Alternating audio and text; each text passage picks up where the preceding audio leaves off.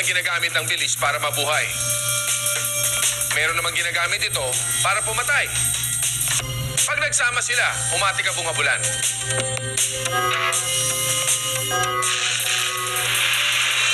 Gaya ng makikita natin sa amazing story number 4. Gustong mabuhay, gustong pumatay. Kilalanin niyo ang isang hayop na kailangan maging mabilis tumakbo para mabuhay. Ito ang hare, kalahi ng mga kuneho. Ang hare ay may nakamamanghang track record sa bilis. Kailangan niya talagang maging super bilis para tumagal ang buhay niya. Gaano ba kabilis ang isang hare? Paano siya may kukumpara sa isang pinakamabilis na human athlete?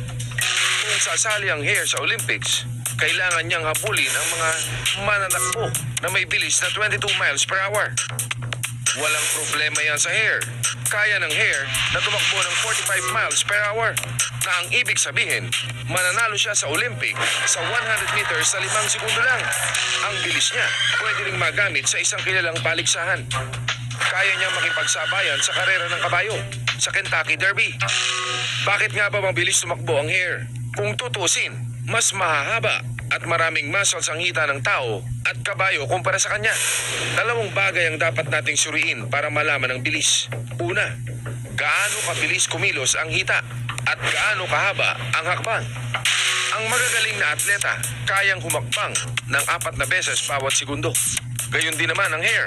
Yun nga lang, mas malaki ang nahakbang nila. Magaan kasi ang hare kumpara sa tao at kabayo. Kaya naman, naitutulak ang katawan niya ng mga muscles niya ng mas malayo. Flexible din kasi ang hare. Ibig sabihin, nai-stretch niya ng gusto ang mga paa hanggang baba.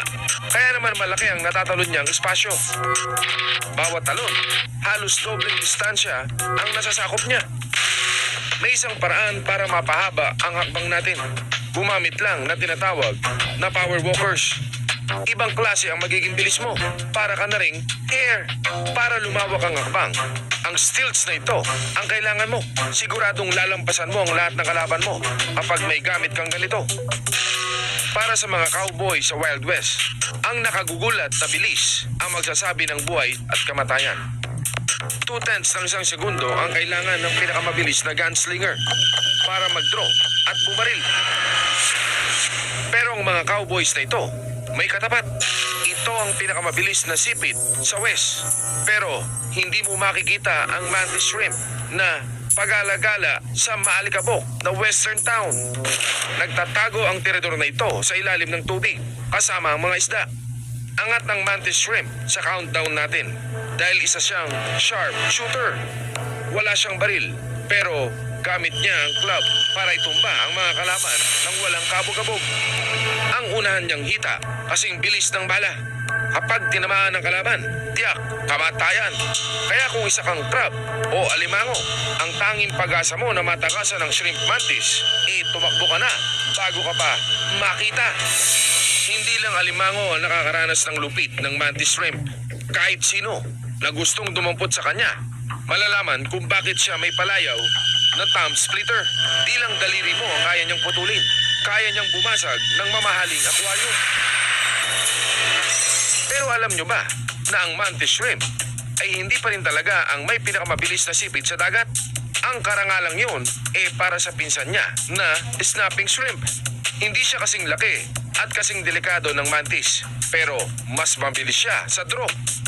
Ang snapping shrimp ay armado ng isang malaking sipit. Dati ang pagkakaalam ng tao, gumagawa ng snapping noise ang sipit niya sa tuwing binubukasan niya ito. Pero may secret weapon ang snapping shrimp. Nung sinuri ng mga scientists ang sipit ng snapping shrimp, napag-alaman nila na ang ingay hindi pala nagmumula sa mga pincers na nagsasalpukan. Kapag sinasara ng snapping shrimp ang sipit niya, may lumalabas na tubig doon. Mabilis na bumubuga ito ng tubig at gagawa ng bula. Kapag pumutok ang bula, lilikha ito ng shockwave at malakas na putok. Ginagamit ng snapping shrimp ang shockwave na ito para hindi makakilos ang biktima niya. Kapag nakaharap mo siya, siguradong tumba ka. Di lang kayo matutumba, kundi mahuhulog ang loob sa galing ng dalawang hayop sa pagbabalik ng Restore.